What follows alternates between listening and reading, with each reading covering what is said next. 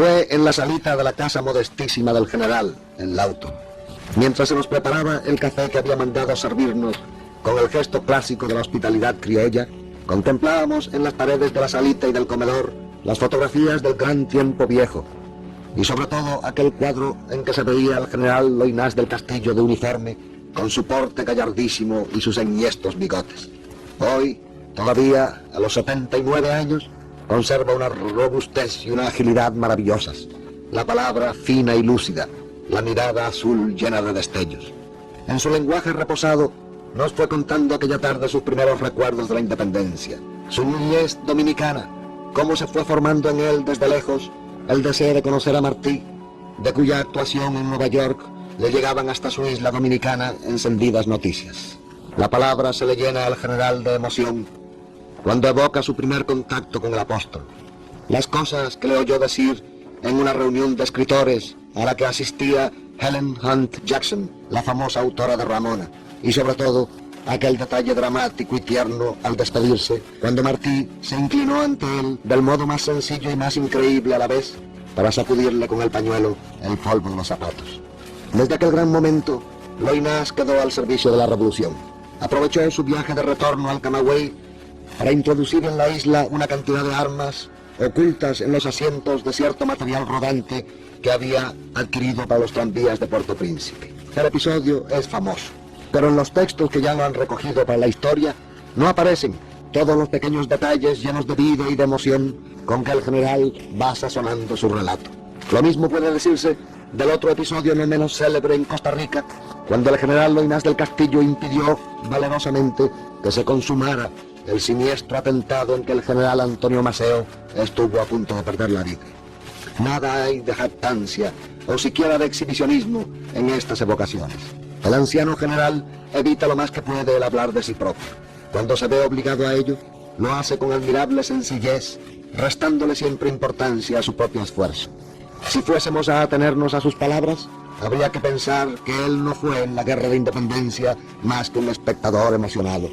Pero todos sabemos que su hoja de servicios a la libertad de Cuba es una constelación de heroísmos. Indirectamente, tratamos de irlo llevando a que nos cuente algo de las acciones de guerra en que participó. He aquí ahora, señoras y señores, el resto de su relato, la segunda parte de sus recuerdos gloriosos. Por primera vez, en la propia voz de nuestros héroes, la radio recoge esas evocaciones, las divulga para todos los cubanos y las deja grabadas en nuestros archivos como un testimonio vivo para la posteridad. Oigamos de nuevo los recuerdos gloriosos del general Loynaz del Castillo. Con usted, general Loynaz del Castillo, que es un pedazo glorioso de nuestra historia, como alguna vez escribí.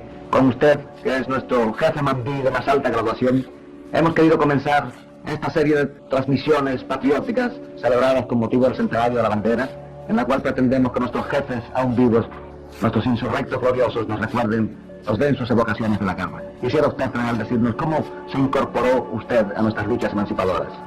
Con muchísimo gusto. Si me perdonan que tenga que hablar de mí necesariamente, como se me ruega. En primer lugar, no nací en Cuba. Nací en la República Dominicana, en la heroica ciudad de Puerto Plata, distinguida siempre en la historia por sus grandes ideales emancipadores y por el amor que profesó a la emigración cubana. Mi padre, que era el comandante Enrique Loynaz Arteaga, fue despachado por el presidente Céspedes como jefe de la Infantería de Marina del vapor Cuba, antiguo Hornet, con el cual se pensó por la Junta Revolucionaria establecida en Nueva York, al adquirirlo, derrotar los barcos españoles que circundaban la isla de Cuba. El embargo del vapor Hornet en el puerto de Wilmington, en Delaware, y la prisión de los que estaban allí, entre ellos mi padre, les impidió, cuando fueron puestos en libertad, privados de su barco, volver a prestar activo servicio naval a la República de Cuba. Entonces papá emigró a Santo Domingo, donde nací, como dije antes, en Puerto Plata. Me crié en ese país, que fue siempre acogedor para los cubanos, cuyos jefes de Estado y sobre todo la población hicieron causa común con la causa de la independencia de Cuba. El año 90, por ahí, teniendo yo 19 años, había ganado ya bastante dinero en una compañía de seguros para emprender lo que había sido el sueño de mis primeros años, que era conocer a Martí, cuyos discursos leía siempre con asiduidad, lo sabía casi de memoria. Y en efecto hice el viaje en ese año a Nueva York para conocer al apóstol de nuestra independencia. La entrevista no pudo ser más conmovedora para mí. Me llevaron a él los generales de nuestra epopeya de los 10 años, Serapín Sánchez y Francisco Carrillo. Martí nos recibió en la misma puerta de entrada con un abrazo a los tres. Después nos llevó a un saloncito donde estaban reunidos los más eminentes literatos de la América del Sur y de Centroamérica, y entre ellos una gran americana, Helena Hunt Jackson, autora de la novela Ramona que Martí acababa de traducir. Estaban hablando cuando nosotros llegamos de la teoría de los átomos. Edison, el gran inventor, había lanzado una idea nueva, la de que los átomos se componían de dos hemisferios cargados, uno de corriente positiva y otro de negativa. Fue al principio muy aplaudida esa teoría atómica, aunque la realidad, años después, ha demostrado que no era exacta. De todos modos, Martí puso en mis manos el periódico del Herald del domingo para que yo tradujera la versión de Edison, alegando él que todo lo sabía, que en todo era erudito, que era un pozo de ciencia, de verdadera sabiduría, que yo conocía mucho mejor el inglés que él. Cuando tenía Martí, general, era un hombre alto, de una mirada inconfundible, tierna, candorosa al mismo tiempo, y que lo acariciaba a uno desde que le diría la primera iluminación de sus ojos. Él, cuando salimos, como un cepillo, y nos sacudió la ropa, primero a los generales y luego a mí. Pero viendo que mis zapatos, como de costumbre, estaban descuidados y contenían polvo, se agachó y cuando, sin que pudiera yo impedirlo, me sacudía el polvo de mis zapatos. A mí me pareció entonces, y desde entonces me ha seguido pareciendo igual, que Martí era el Cristo de la patria. Cristo lavando las pies a sus discípulos no fue más grande que Martí aquel día que limpió el polvo de mis zapatos. Esos gestos eran muy sencillos y muy habituales en él, ¿verdad? Muy habituales en él. Martí parecía no darse cuenta ninguna de su inmensa superioridad. Cuando salimos de allí, estábamos todos tan entusiasmados que el general Carrillo le dijo a Serafín: ¿no ves? ¿No decía yo que no debíamos presentarle a este muchacho a Martí? Porque iba a salir como ha salido ahora, dando vueltas de carnero. Dígame, general, y como consecuencia de ese contacto, de esa amistad que usted estableció con Martí, ya se dispuso usted a colaborar activamente, creo que de eso Sí, enseguida le ofrecí mis servicios, cualquiera que fuera. Y como la compañía me mandó de nuevo a Camagüey, a petición mía, allí dirigí primero un periódico separatista, El Guajiro, para defender la independencia de Cuba. Me costó 3 multas, unos 3 editoriales que con el título de separatismo escribí. Pero hubo más. Un día pusimos la bandera cubana en la habitación del hotel donde yo me encontraba. Y eso trajo también una prisión ordenada por el gobernador provincial.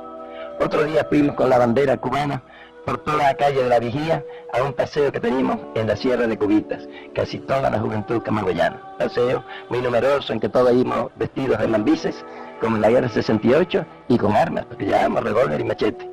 Al pasar frente al cuartel de caballería Hernán Cortés, hubo un joven del monte, que tocó una corneta que llevaba oculta el toque de huello, y yo que llevaba en mi bolsillo la bandera de Cuba, de seda, regalada por una señorita Cormisón, la desplegué al aire al grito de Viva Cuba Libre. Y cosa curiosa, enfrente estaba en el cuartel el que mandaba en esos momentos, un teniente Garcés, casado con una bellísima joven camagüeyana, pariente mía, que no se movió en absoluto. Y no solamente corearon todos los acompañantes nuestros en el paseo del Viva Cuba Libre, sino que además los transeúntes, como movidos por el mismo resorte patriótico, gritaron también ¡Viva Cuba Libre! Y muy poco después de eso fue el famoso episodio de las armas. Sí. Martí, como me puso a sus órdenes completamente, en uno de los viajes que hice para organizar una compañía de tranvías que había fundado en Camagüey, con capital recolectado allí mismo, le ofrecí que en los carros del tranvía que iba a llevar prontamente a Puerto Príncipe, podíamos llevar unas cuantas armas y él quería suministrarlas. Me dijo, precisamente estaba pensando en eso, en ver la manera de ir ya introduciendo armas en Cuba para la revolución que no ha de demorar. Y aprovecho su oferta. puso a mi disposición, con el agente de la casa Remington, 200 rifles y 50.000 tiros. No pudieron embarcarse todas las cápsulas, sino 48.000, pero sí los 200 rifles.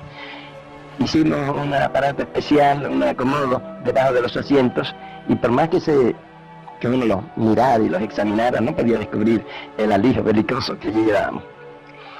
Bueno, salimos la misma noche que era el Santo de Martí, el 19 de marzo del 94, terminado ya el arreglo de los carros y su conducción a los muelles de un vapor llamado Alert noruego. Hicimos el viaje a Camagüey.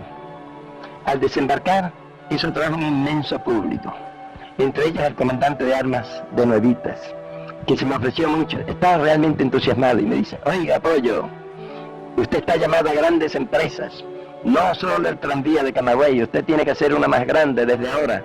Yo le dije que sí, que está, dice, el ferrocarril de Santa Cruz, ¿no ve?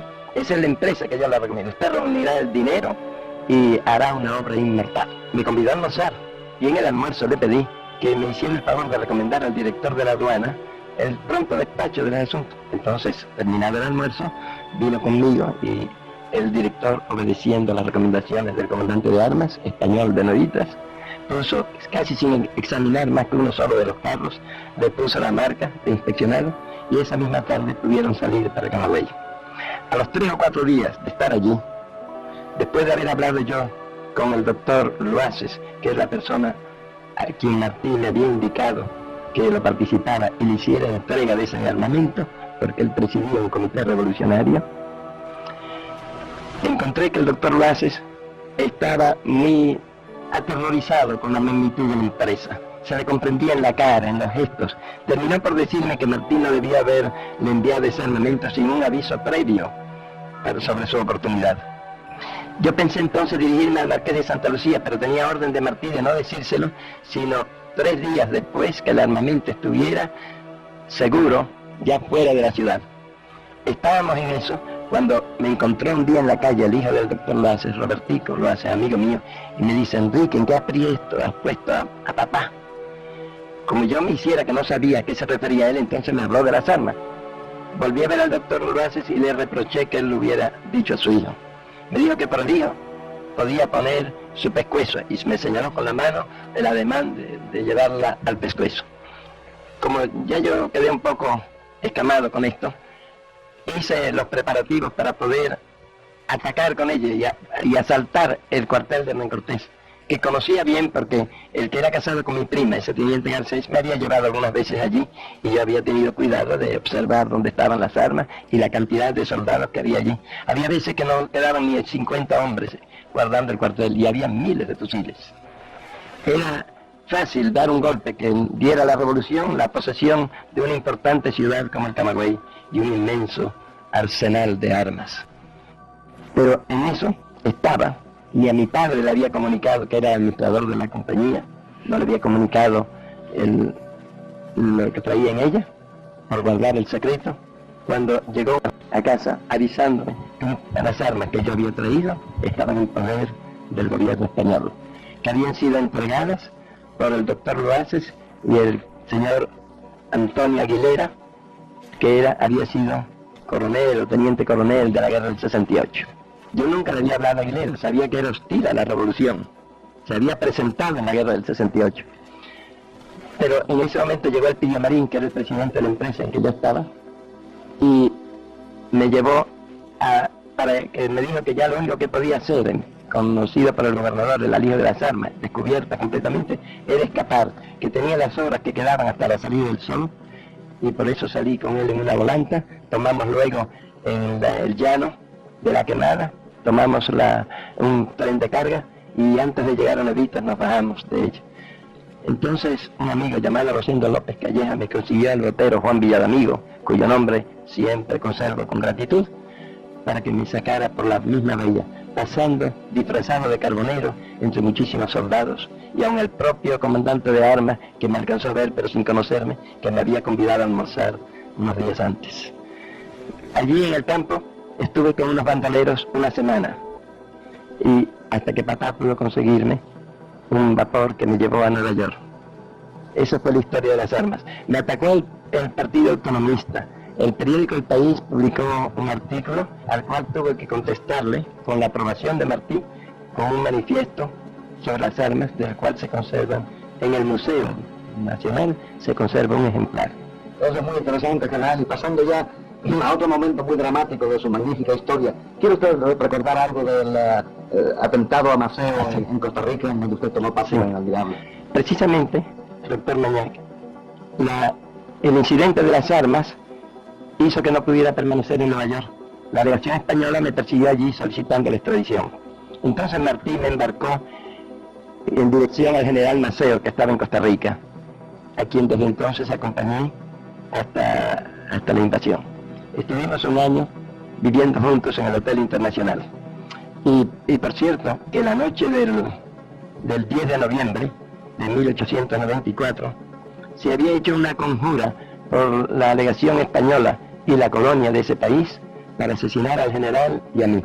Al general por librar a Cuba, o mejor dicho, por librar a España de su más activo enemigo, y a mí porque había atacado el gobierno español en aquellos días en el periódico La Prensa Libre, diario que dirigía en la capital de Costa Rica. Esa noche del 10 de noviembre salíamos el general y yo de brazo del Teatro Variedades, seguidos de unos 8 o 9 cubanos y un colombiano, que después acompañó a Maceo, el coronel Peña, cuando al pasar a la esquina de la avenida central, 2 cuadras caminadas, y el general Maceo dice: ¿qué es eso? ¿Qué hace esa policía? ¿En qué país estamos? Cuando una llamada Incera se dirigió a mí, preguntándome si yo era el señor Loinás del Castillo, a lo que le dije que sí, y cuando la tomé para el brazo, para que él no pudiera hacer uso de su brazo derecho, de repente me dio una sacudida tan fuerte que se me zafó, y a unos 3 o 4 metros me hizo fuego, inútilmente. Entonces el grupo entero me tiró una descarga como de 20 o 30 tiros que me atravesó por 3 lugares la ropa que tenía puesta. El sobre todo, que era nuevo, me echó a perder completamente. Pero inmediatamente del grupo español se separó un comerciante, que no era, como se ha dicho, un asesino mercenario, ni mucho menos, una persona decente, un comerciante ya de edad, allí establecido, y que solo movido por el fanatismo patriótico, que se había ofrecido para matar al general Maceo. Se llamaba Isidro Incera. Corrió hacia la espalda del general Maceo y le hizo un disparo que le entró por la cadera, por la espalda, y a lo largo del dorso puede enterrarse en la región pulmonar. Aquí el general Maceo se levantaba porque él se había echado a coger el paraguas que una bala le había roto y había caído al suelo. En ese momento, Incera corrió para acercarse más al general Maceo y rematarlo. Llevaba el revólver doblado en la mano derecha, pero como yo estaba atento allí al general, al ver el movimiento de él, me le atravesé de pronto y le hice un disparo a quemarropa sobre la frente, que lo dejó sin vida. Allí le hice otro disparo más en la parte posterior de la cabeza, y allí quedó. Enseguida, volviendo a nuestro fuego, no el de general Maceo, sino el de Pepe Boix y un señor Peña, que fuimos los únicos que tiramos allí sobre el grupo español, lo pusimos en fuga y lo corrimos unas 2 cuadras, hasta que llegó la policía y con el grito de alto al presidente de la República, porque el presidente Iglesias acudía al lugar creyendo que se trataba de una revolución. Entonces prendieron 36 de ellos, pero Pepe y yo, Boix y yo, que los únicos que quedábamos, pudimos escaparnos metiéndonos en el parque central, saltando una alta reja, y mi hermano Ubaldo no pudo saltar, la que nos acompañaba, y lo cogieron preso esa noche. Los demás Maceo quedó gravemente herido. El general quedó tan gravemente herido que puedo asegurar que es incierto lo que se ha dicho de que ofreciera a una dama levantarla que estaba tirada en el suelo. No es así. El general no podía levantarse, estaba caído en el suelo, como sentado sobre la acera, con la mano ensangrentada, recostada en la pared, donde la encontré yo la mano al siguiente día. Porque las declaraciones que se tomaron esa misma noche, los cubanos todos declararon que no tenían armas, que ninguno de nosotros tenía armas. Y cuando logré ver por la madrugada al general Maceo y le comuniqué mi propósito de escapar por la vía de Nicaragua, me dijo que de ninguna manera lo hiciera, que Zambrana había estado allí aconsejado que declararan todos que no tenían armas, porque no había la menor prueba. El único revólver que habían visto era el del general Maceo, y él lo enseñó a la policía, que no estaba disparado. De manera que nos hicimos el propósito y dimos nuestra palabra de honor de no decir nunca, al menos mientras viviera el presidente Iglesias, que favoreció mi salida de Costa Rica, que nosotros habíamos disparado allí. Al fin, general, el general Maceo logró salvarse para gloria de Cuba y se dispuso a colaborar activamente con Martí hasta que sobrevivieron los acontecimientos de Fernandina. ¿Cómo fue aquello, general? Yo tuve que salir de Costa Rica, expulsado por un amigo que era el presidente de la República, Iglesias, que halló en esa expulsión el único medio de salvarme para la guerra. Reunido otra vez con Martí, pues ya se había abandonado por el gobierno americano la queja de España, que quería mi extradición. Asistí con Martí a los preliminares y a todo el desarrollo de los sucesos de Fernandina.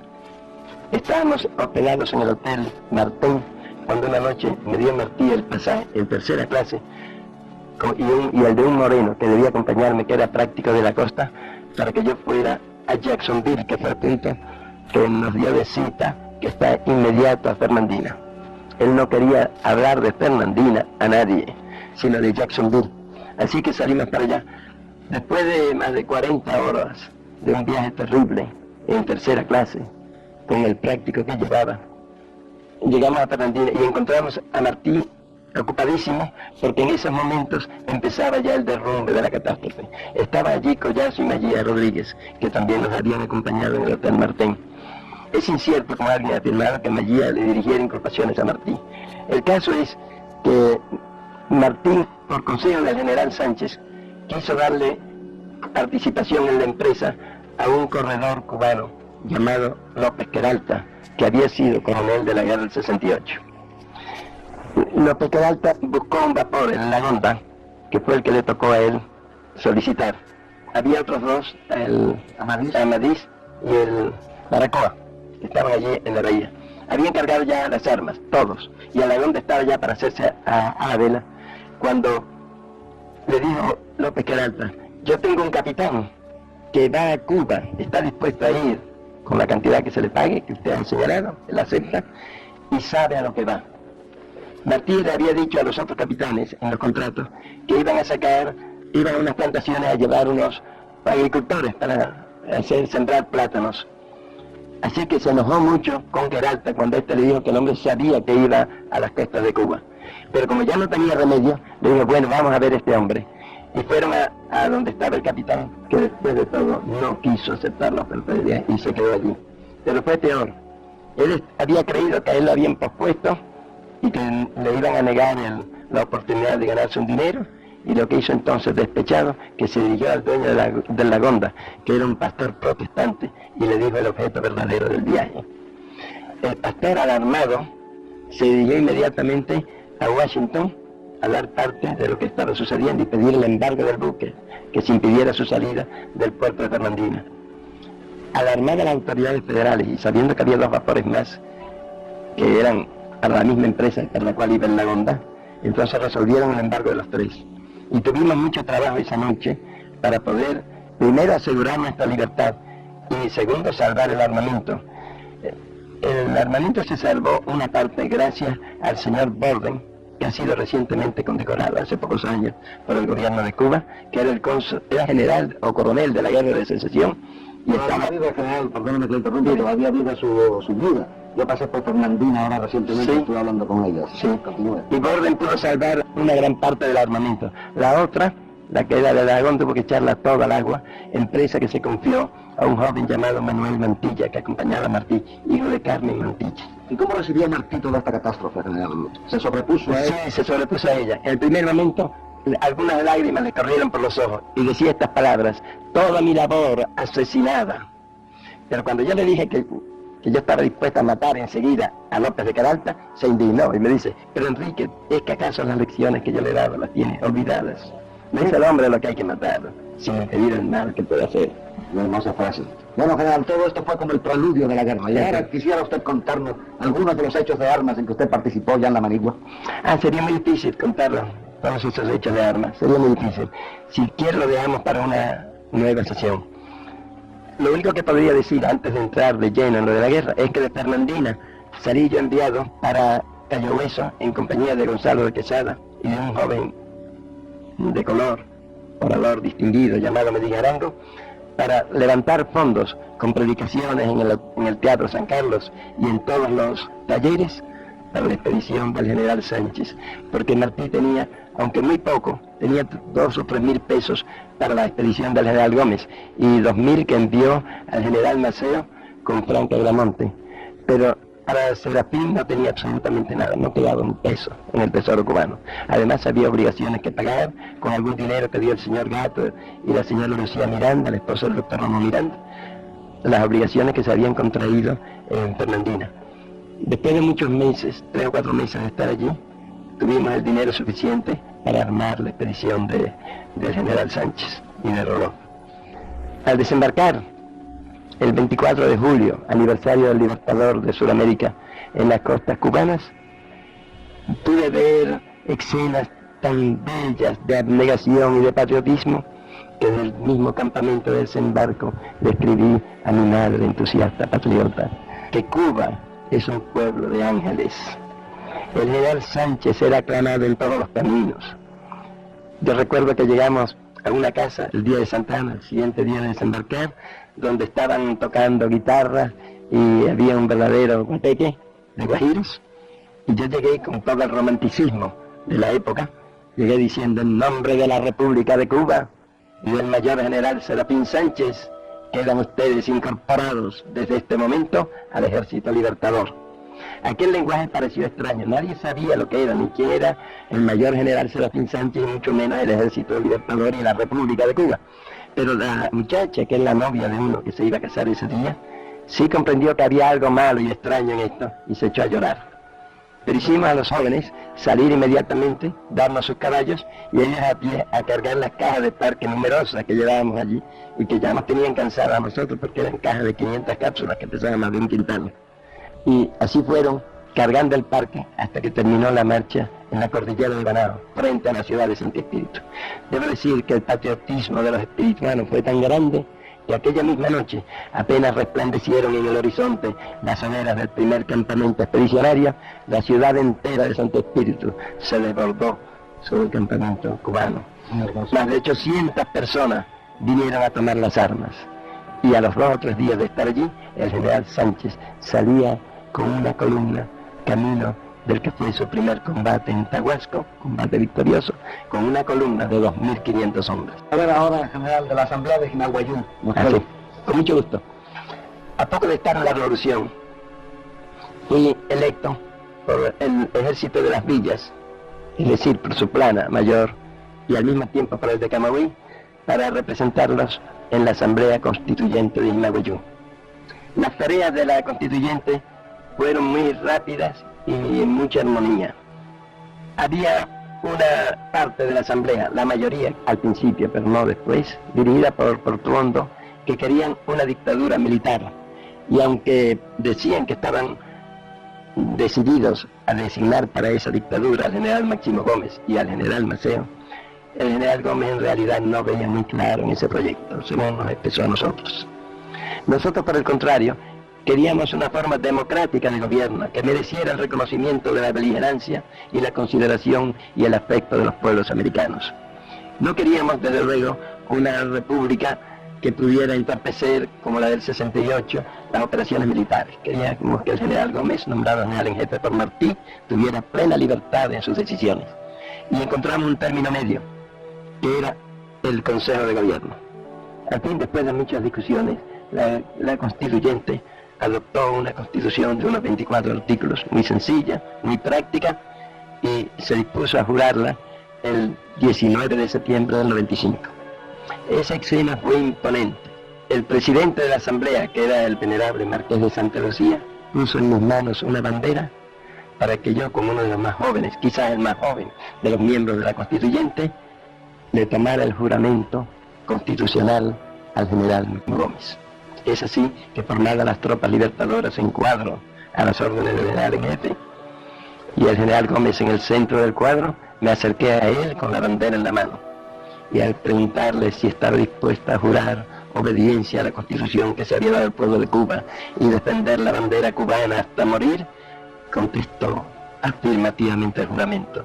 Entonces se adelantó, cruzó el alfanje curvo que usaba en la campaña, debajo de la bandera y dio estas palabras solemnes: juro defender la independencia de Cuba y el honor de esta bandera hasta morir. Y entonces se dirigió al ejército, tomó de mis manos la bandera e hizo el mismo juramento al ejército libertador allí congregado. En esos instantes, después de hecho el juramento, entre grandes aclamaciones y vivas a la República y grandes esperanzas estrepitosas en el porvenir de nuestra patria, llegó al campamento con un grupo de prisioneros un teniente coronel Rodríguez. Los había hecho en un combate del día anterior en el camino de Nuevitas. Eran como 20 o 25, algunos heridos. Cuando llegaron, el general Gómez los hizo formar frente al cuadro del Ejército Libertador y le dirigió estas palabras solemnes. Dice: soldados españoles, hace apenas 48 horas que habéis dado muerte a un anciano pacífico por solo el hecho de no ser indiferente a la suerte de su patria. Y ahora estáis aquí prisioneros. La República, en justa represalia, tiene derecho a arrebataros la vida. La República os devuelve la vida, os devuelve la libertad, para que volváis a disparar sobre los pechos generosos que os perdonan. Son palabras de una hermosura épica, general. Bien, general. ¿Alguna acción de guerra, por ejemplo, de la invasión, la famosa acción suya de Manajanabo, de la cual hemos oído tanto, del paso de las damas? ¿No querría usted evocar brevemente algo de eso? Es un rosario de batallas y combates en que no sé cómo escoger alguno. En Manajanabo fui ascendido sobre el campo de batalla por haber defendido hasta lo último, hasta tener al enemigo a 20 varas de distancia, con solo la escolta del general Sánchez contra un batallón de infantería española. En la invasión tomé parte en todos los grandes combates, como es natural, al lado de mi amigo el general Piedra y de los demás miembros del Estado Mayor, junto a Miró. En Paso de las Ramas, donde murió el general Sánchez, fue la primera vez que sentí bajo mis piernas caer el caballo que montaba. Me mataron 2 caballos en esa ocasión, porque allí también, con 2 compañías de la infantería de Remedios, que el general Sánchez, por mi súplica reiterada, había sacado del Paso de las Ramas para ponerlo en el de la Larga, donde lo estaban atacando los españoles, al frente de esas 2 compañías pude hacer frente durante 2 horas, a menos de 100 metros de distancia, a las descargas de un batallón. Sufrió muchas bajas la fuerza cubana, y yo perdí 2 caballos en ese momento. Por cierto, que el general Rosas me había enviado un caballo al ver que había perdido el primero, y a los 15 minutos ese caballo, que era del general Rosas, caía también. Yo caí debajo de él, y gracias a los 2 soldados que tenía al lado que me extrajeron de él, pude levantarme. Pero en el instante que caía y en la dificultad de levantarme, el general Sánchez, que dirigía con mucha preocupación su anteojo a ese lugar, le dijo al coronel Lecito Salas: mataron a Enriquito, lo siento por Juanita, que era mi madre. Y en ese instante, una bala terrible hirió su hombro derecho, saliendo hacia el izquierdo y destrozando la vida del más puro de los libertadores. Así cayó el general Serafín Sánchez. Muy emocionante, general. Esa campaña de matanza fue la más brava de todas, ¿no, general? Sí, la más brava de todas. Sería muy largo de contar lo de la Ciénaga. Basta decir que el 1 de julio, con la infantería del general Quintín Bandera, que había sido depuesto por orden del general en jefe y puesta a mis órdenes esa división de infantería, pude salir con ella y penetrar en el triángulo terrible de vías férreas existente entre Cruces, Santo Domingo y Esperanza. Salimos bajo un verdadero ciclón, pero el general Mayí había dispuesto con mucho acierto la salida para esa hora, porque pensábamos que podía atravesar las 2 líneas y estar fuera del triángulo en una sola noche. Había que salir a las 3 de la tarde, y a esa hora salimos. Pero fue tanta la dificultad de la marcha y la falta de práctico, a poco de andar 4 o 5 leguas, que nos encontramos ya cerca, ya en la madrugada, en las orillas del río Sagua, que estaba creciendo rápidamente. Y la única decisión que podía tomar era pasar pronto al río, puesto que de la otra parte no había rastro ninguno, no podía ser perseguido, y como el río estaba cada vez más crecido, era imposible al enemigo pasarlo sobre nosotros. Además, el aguacero también había contribuido a borrar indudablemente el rastro. Así que con mucho silencio, sin absolutamente hacer candela ni probar un bocado, pasamos todo el día 2 de julio acampados en la orilla del río Sal. Al llegar la tarde, nos pusimos en marcha otra vez, pasamos por entre las ruinas del pueblo de San Vicente, cruzamos la línea férrea y antes del amanecer estábamos ya en territorio de la provincia de Matancera. Al siguiente día, apenas marchamos, tuvimos el primer encuentro con una guerrilla junto al río Voladora a la que dispersamos, pero como íbamos a pie, la persecución que le hicimos fue infructuosa. Nos dejaron sí varias sémilas que tenían cargadas de viandas. El día 10, después de estar 2 días en el campamento de Miradamá, caímos cerca de Hawái Grande sobre una columna que era el terror de la comarca mandada por el coronel Armendáriz. Íbamos de marcha cuando un obrero me hizo sospechar la presencia o cercanía del enemigo. Entonces, en los 2 únicos caballos que teníamos, mandamos a explorar allí. Al alto de la fuerza nuestra contestaron los amos de Cuba, a la lata, y enseguida una caballería desbordaba su agresividad sobre nosotros. Tuve tiempo nada más que para ocupar una cerca de piedra y allí situar nuestra infantería, que recibió con una descarga de cerca de 200 rémitos a la caballería enemiga. Fue ese el único combate que se ha dado en esta guerra en que una infantería ha derrotado a una caballería, que además era doble en número a la fuerza nuestra. El combate duró poco, apenas 1 hora. Algunos de los jinetes enemigos, impetuosamente conducidos por un oficial que llevaba una bandera en la mano, cayeron de la parte adentro de nuestra trinchera para perder allí la vida. Pero un ataque que dispuse por su retaguardia, nombrando para ello al teniente coronel José Caridad López, de gloriosa memoria, puso el pánico en el enemigo, y pudimos, al mismo tiempo que yo realizaba directamente una carga a pie sobre ellos, con la bandera de Cuba en la mano, hacer de inmediato como 30 o 30 y pico de prisioneros. Cogimos todas sus acémilas, 55 caballos equipados, porque después siguió la persecución durante 1 legua, la persecución que hicimos al enemigo, con las fuerzas que ya habíamos montado. Fue un combate realmente glorioso, y que tiene pocos iguales en nuestra historia por haber sido una carga de infantería sobre caballería, y por el resultado tan decisivo que el jefe enemigo, el coronel Armendáriz, dejó en nuestro poder todos sus documentos, sus correspondencias, su diario de operaciones y su ropa, porque para huir a través del monte se quitó la ropa para entrar como un pacífico.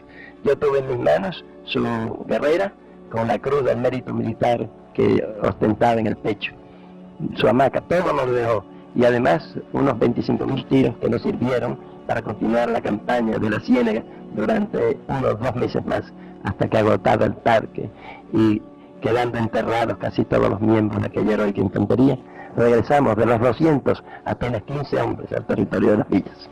General, podríamos estarnos toda la tarde escuchándole a usted. Realmente estas evocaciones, estos recuerdos gloriosos, como los hemos llamado, y que son efectivamente gloriosos, lo escalofrían y le elevan a uno el espíritu. Ojalá que puedan contribuir a formar conciencia cubana y a afincar los ideales por los cuales ustedes lucharon y que están representados en nuestra bandera. Muchas gracias, general. Yo se lo doy a usted, mi ilustre amigo, doctor